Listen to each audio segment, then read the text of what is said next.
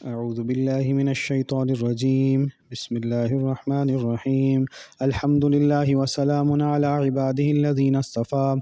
الحمد لله الذي لم يتخذ ولدا ولم يكن له شريك في الملك. الحمد لله الذي له ما في السماوات وما في الأرض وله الحمد في الآخرة وهو الحكيم الخبير. الحمد لله الذي خلق السماوات والأرض وجعل الظلمات والنور ثم الذين كفروا بربهم يعدلون. الحمد لله فاطر السماوات والأرض جاعل الملائكة رسلا أولي أجنحة مثنى وثلاث ورباع يزيد في الخلق ما يشاء إن الله على كل شيء قدير. الحمد لله الذي أنزل على عبده الكتاب ولم يجعل له عوجا. الحمد لله الذي هدانا لهذا وما كنا لنهتدي لولا أن هدانا الله لقد جاءت رسل ربنا بالحق. الحمد لله الذي صدق وعده ونصر عبده وهزم الأحزاب وحده. جہاں یہ بات ہے فروئی معاملات کو، ظاہری چیزوں کو ہی سب کچھ سمجھ لینا، وہیں اس کے الٹ بھی معاملہ ہو جاتا ہے. کبھی انسان بیلنس بالکل آؤٹ کر کے ظاہری معاملات کو ہی سب کچھ کرنے لگ جاتا ہے، جس طرح دنیا کے اکثر لوگ کر رہے ہیں. اور بعض اوقات انسان ظاہری معاملات کو بالکل چھوڑ دیتا ہے اور یہ سمجھتا ہے کہ جی بس جی پردہ دل میں ہوتا ہے، جی ضروری نہیں ہے کہ ظاہری پردہ بھی کریں. یہ باتیں بھی آپ عام سنتے ہیں. وہ جی ضروری نہیں ہے کہ دل میں ایمان ہونا چاہیے، اب ضروری نہیں ہے کہ بندہ ہر نماز کے لیے باجماعت ہی پہنچے. اور یہ ہمارے ہاں بھی یہ ایک معاملہ بہت بگڑتا ہوا نظر آ رہا ہے. یہ نفاق کی نشانی ہے. اللہ تعالیٰ سے پناہ مانگے منافقت سے. اور جو منافق ہے، آپ یاد رکھیں، اللہ تعالیٰ فرما رہا ہے کہ میں منافقوں اور کافروں کو جہنم میں اکٹھا کر دوں گا. اور پھر دوسری جگہ ایکسپلینیشن بھی دے رہا ہے کہ ان المنافقین فی الدرک الاسفل من النار. اکٹھے تو جہنم میں ہوں گے منافق اور کافر، لیکن زیادہ اسفلی، درک الاسفلی، زیادہ بدتر حالت میں کون ہوں گے، سب سے بری جگہ پہ کون ہوں گے؟ وہ نہیں کافر جو کھلم کھلا کہہ رہے ہیں کہ ہم کافر ہیں، ہم نہیں مانتے، وہ نہیں. وہ جو ایمان لانے کا دعویٰ کرتے ہیں لیکن منافقت پہ ہیں، دل میں نفاق ہے یا نفاق کی کوئی صورت ہے. فی الدرک الاسفل من النار، وہ جہنم کے سب سے نچلے، سب سے نیچ، سب سے ذلیل گڑھے میں ہوں گے. تو یہ بھی نفاق کی ایک نشانی ہے. اللہ تعالیٰ سے پناہ مانگے کہ ظاہری معاملات کو بندہ چھوڑ دے. یہ کہے کہ جی نماز میں گھر میں ہی پڑھ لوں گا، میرا ایمان بڑا مضبوط ہے، جماعت جب میں پہنچ سکتا ہوں تو. اسی طرح بلا عذر جمعہ چھوڑ دینا، یہ تو ایسی چیز ہے کہ رسول اللہ صلی اللہ علیہ وسلم نے وعید سنائی ہے کہ بلا شرعی عذر کے جو جمعہ چھوڑ دے گا، ایک یا دو یا تین، اب اس کے تیسرے پہ تو اس کے بعد اس کے دل پہ مہر لگ جائے گی. یعنی دل پہ مہر لگ جانا یعنی بالکل ایمان سے نکل جانا، واپسی کا بھی کوئی رستہ نہیں، بلا شرعی عذر کے، بغیر کسی شرعی عذر کے. اور بغیر کسی شرعی عذر کے تین کا مطلب یہ نہیں ہے کہ اب تین چھوڑیں گے تو پھر پہنچ جائیں گے چوتھے میں یا تیسرے میں پہنچ جائیں گے. ایک بھی اگر چھوڑے گا، تین کے بعد تو ایمان ہی چلا جائے گا نا. ایک بھی اگر چھوڑے گا تو وہ گناہ کبیرہ ہے، تبھی تو تین چھوڑنے پہ بالکل ایمان اور دل پہ مہر ہی لگ گئی. جان بوجھ کر ایک جمعہ بھی نہیں چھوڑ سکتے.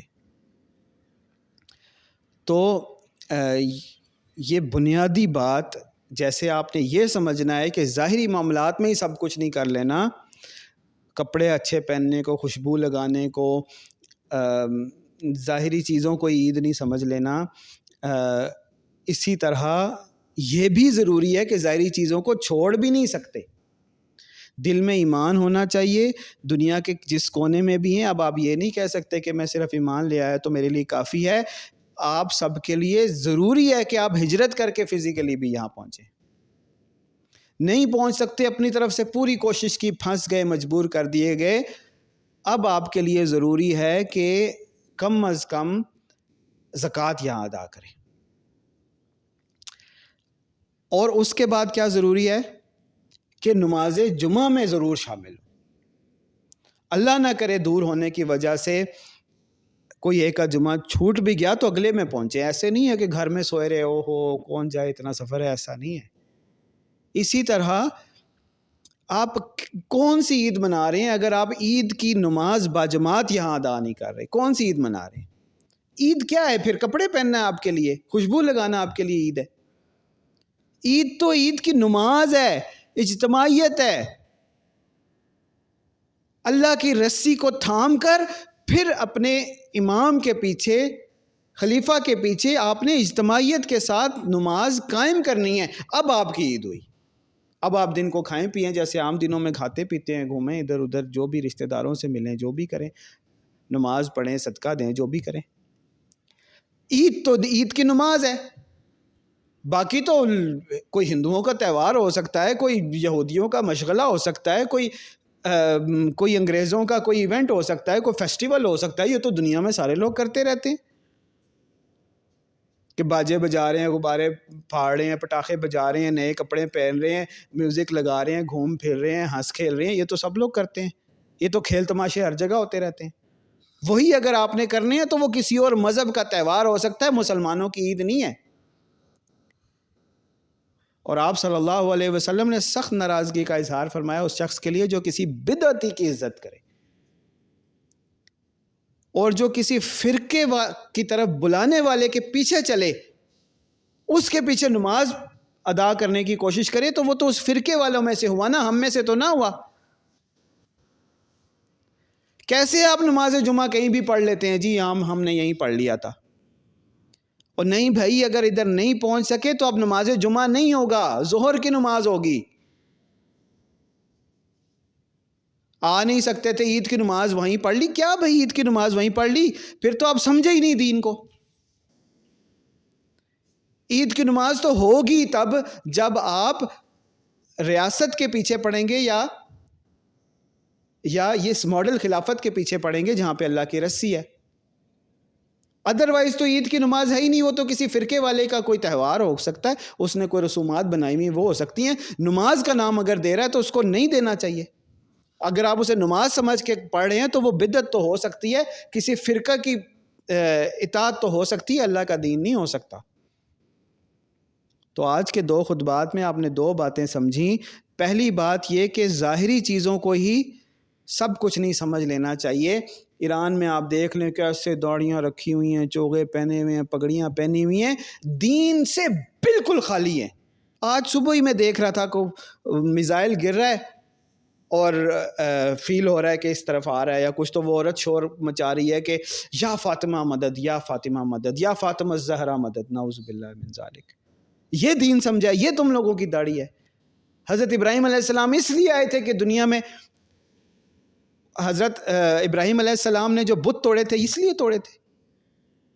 رسول اللہ صلی اللہ علیہ وسلم یہ پیغام لائے تھے، انبیاء کا یہ پیغام تھا. قرآن کیا تم لوگوں نے سمجھا؟ تلاوتیں ان کی ایرانیوں کی دیکھو، ایسا سر لگائیں گے، ایسا سر لگائیں گے، بندہ سمجھے گا واہ کیا بات ہے ان کی. قرآن میں تم لوگوں نے نہیں پڑھا کہ اللہ تعالیٰ قیامت کے دن پوچھے گا ان سے، حضرت عیسیٰ سے یا جتنے بھی دوسرے لوگ ہیں جن کو اللہ کے ساتھ شریک ٹھہرایا گیا، کہ کیا تم لوگوں نے ان کو کہا تھا کہ تمہیں اللہ کے ساتھ شریک ٹھہرایا جائے؟ تو وہ انکار کر دیں گے کہ اللہ تو خود گواہ تھا کہ ہم نے انہیں ایسا نہیں کہا. ہم نے تو انہیں یہی کہا تھا کہ صرف اللہ ہی مالک ہے، اللہ ہی رازق ہے، اللہ ہی پناہ دینے والا ہے، اللہ کے ساتھ کسی کو شریک نہ ٹھہراؤ.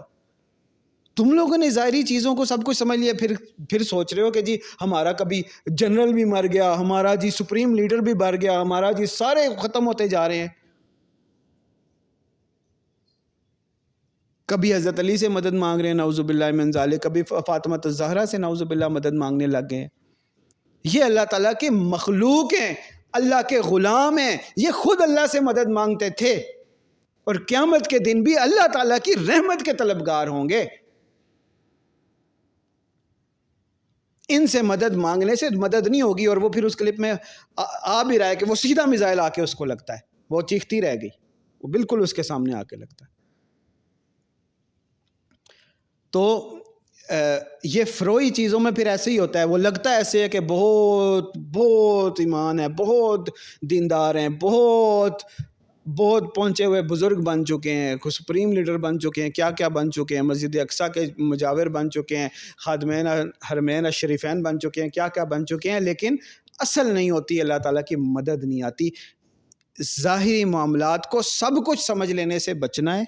اور دوسرے حصے میں خطبے کے آپ نے کیا سمجھا کہ یہ نہیں کہ جو ظاہری چیزیں رسول اللہ صلی اللہ علیہ وسلم کی سنت ہیں، اسلام کے شعائر ہیں، ان کو بالکل ہی چھوڑ دینا ہے، ان پہ بھی عمل کرنا ہے، لیکن دل میں مکمل ایمان کے ساتھ۔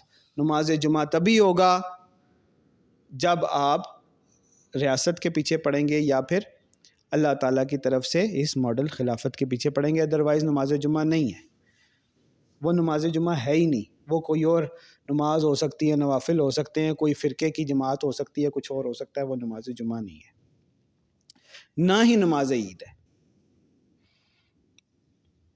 اور نہ ہی زکوٰۃ ہے جو ریاست یا خلافت کے علاوہ کہیں دی جائے، اور نہ ہی اگلی عید پہ قربانی ہوگی اگر قربانی اپنی مرضی سے کر لی، نماز عید میں شامل نہ ہوئے۔ اللہ تعالی ہمیں صحیح دین کی سمجھ عطا فرمائے۔ اللہم صلی علی سیدنا محمد یا مقلب القلوب ثبت قلوبنا علی طاعتک رب ہب لی حکما والحقنی بالصالحین۔